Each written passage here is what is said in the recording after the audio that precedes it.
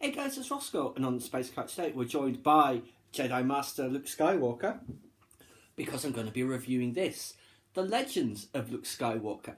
Thoroughly enjoyed this book. Now the format it takes is a series of narratives on the ship that's going to Canto Bight, transporting Fathiers there, and it's the crew members, mostly children, who are telling stories on the journey about Luke Skywalker.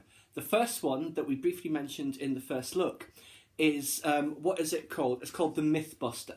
And that is the conspiracy theorist who doesn't believe anything that Luke Skywalker did actually happened. You know, like Luke Clodhopper and Hansel Shooter and Chewie Baccarat, all that sort of thing. Thoroughly enjoyable. And it's quite funny because Luke Skywalker is in the audience listening to this guy and asking him questions, and no one is any the wiser. Thoroughly enjoyed. And then let's see, the next one after that, after the interlude, is the Starship Graveyard, and that is basically set during the Battle of Jakku, where there's this Imperial on this ship, and he sees this hologram of Luke Skywalker on the bridge, but because it's basically in the middle of the attack, he thinks like the hologram is shooting out lasers and disabling the Star Destroyers, enabling them to crash down onto the surface, and he meets someone on the surface, an older, well, not an older person, but someone who is basically his Luke Skywalker, and he saves his life, even though that's not what he was taught that the rebels do. They'll just kill you mercilessly, you know, as obviously the Empire's projecting there. So that was very good, seeing him on Jakku. Then what was the next one? After the next interlude, it's then called, what is it, Fishing in the Deluge. This is a very interesting one. Luke is searching planets throughout the galaxy for knowledge of the Force and various Force type of religions, and he comes on to this planet Lowell, or Level, I'm not quite sure how it's pronounced, and it's kind of like Acto, you know, it's mostly ocean with some islands, but with a much better climate. And on this he wants to learn about the tide, which is what the locals on that planet basically call the Force, and it's very similar. It's quite interesting that it kind of mirrors in some ways his training with Master Yoda, because he wants to learn about the tide, but he has to go through these challenges before they will teach him anything. And one of the elders makes a comment, and he nods in agreement and says, "Do or do not, there is no try," and things like that. And what's also good about this is he has to learn to fly some giant sea creature, a wind walker they call them. It's like the companion creatures of this people. And he's got to fly around the entire planet on this thing, never touching ground.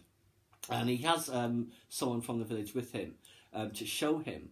But what that is interesting is it shows, you know, in The Last Jedi where he has that giant fishing pole on the cliff that he uses to spear the fish. He learns that from this, because they end up having this kilometre-long spear to catch the fish. It was absolutely fascinating. And even though he doesn't make the task in the end, it's like by failing he actually succeeds, and they do come to an arrangement where, like, basically he will always be welcome on that planet to learn from them. Thoroughly enjoyable. I did let the little shout outs to various bits of his training.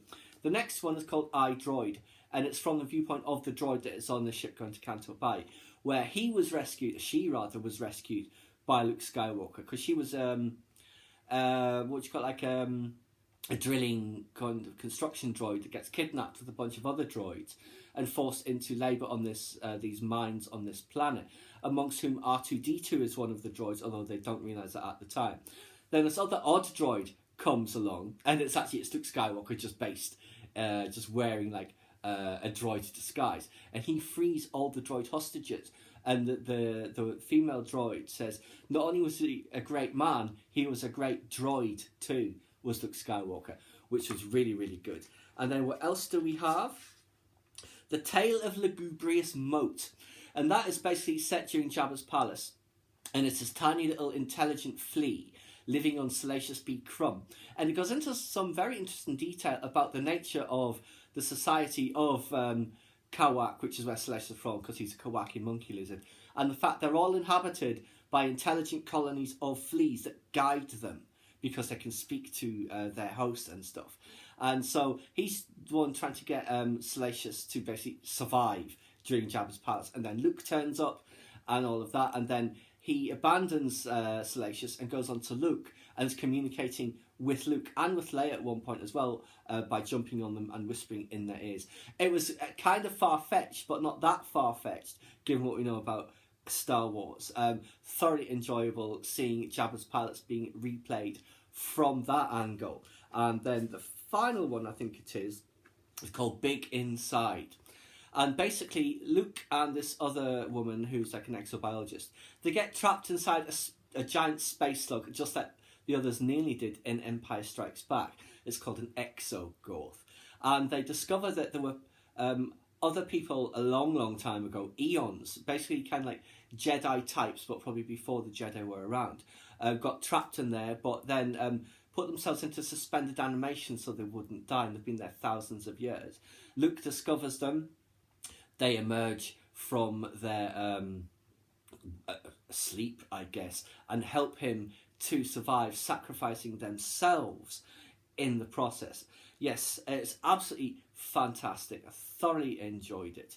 And also, at the end of The Last Jedi, when the kids are all talking in their foreign language about Luke Skywalker, that was another of the Legends of Luke Skywalker, basically.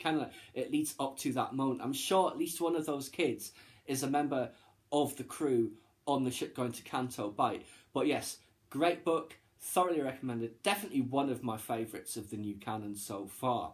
And I really like the cover in that it's very similar to the early canon releases that came out for The Force Awakens, before The Awakening, Smuggler's Run, Weapon of a Jedi, Moving Target. It's very much in that style. But yes, I do very much recommend it to you, because we don't get enough of Luke Skywalker, and who knows what we're going to get now that he's one with the Force. But in the meantime, guys, I definitely recommend you check out The Legends of Luke Skywalker by Ken Liu. Please subscribe to my channel if you enjoyed this content. Leave me a comment suggestion for an upcoming topic you'd like to see discussed, or like the video.